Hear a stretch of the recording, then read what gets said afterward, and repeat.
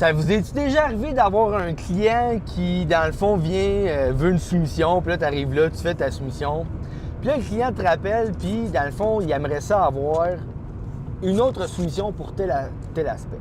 Moi, ça m'est arrivé souvent. Je vous avoue que ça me gossait un peu de revenir tout le temps chez un client pour faire d'autres soumissions quand j'ai déjà été une fois, puis là, j'étais allé là une fois, j'étais allé deux fois.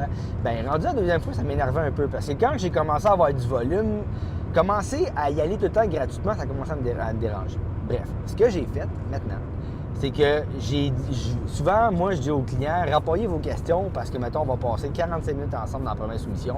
On va essayer de faire le tour de votre projet. Puis, si vous avez des questions, répondez-le. En faisant ça, ce que ça a fait, et quand mon client me rappelait, parce que là, il voulait avoir encore une autre soumission pour finalement telle affaire différente, bien là, j'y rappelais que j'avais passé du temps avec lui, puis que là, s'il voulait aller de l'avant pour une deuxième soumission par rapport à ça, bien là, j'y chargeais. Ça m'est déjà arrivé de charger à des clients, puis d'aller à des soumissions, puis j'avais déjà 100$ dans le compte de banque parce qu'il avait déjà payé la soumission, puis j'avais déjà payé mon gaz, puis je n'étais même pas rendu. Puis, des fois, ça fonctionnait, dans le sens que j'arrivais pareil à avoir ma soumission de fait, puis ça passait pour un genre de dépôt dans ma soumission. Puis ceux qui décidaient pas d'aller avec moi de l'avant, ben moi, j'avais déjà 100$ qu'ils avaient payé pour ma soumission. Fait que c'est un moyen de rentabiliser ça. Il y a des moyens de le faire comme, mettons, d'automatiser ça. Moi, un coup que j'ai eu mon client, puis j'avais rempli mes informations, puis même que le client les a remplis tout seul à travers mon système automatique, bien, quand c'était rendu à la deuxième soumission, je pouvais y envoyer une facturation déjà en disant, bien, parfait, on s'est parlé, nanana. Bien, moi, le deuxième coup, je me déplace pas gratuitement, je facture. Vous pouvez faire la même affaire aussi quand c'est des urgences. Moi, quand il y a des urgences, là, que le gars me dit que, ou la madame, elle me dit que sa toilette, elle coule, son chalet, il coule parce qu'il a gelé, puis là, il n'y avait pas d'électricité, puis là, la toilette, elle coule.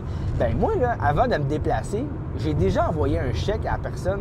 J'ai déjà envoyé un montant à la personne pour dire, bien, voici, dans le fond, mes frais d'urgence, paye-les. Puis un coup que c'était payé, c'est là que je me déplaçais. Mais, dans le fond, ce que je vous en ai avec cette vidéo-là, c'est que c'est des façons de faire en sorte de rentabiliser déjà le temps que vous allez vous déplacer sur la route pour des soumissions. Donc, moi, j'ai rien fait.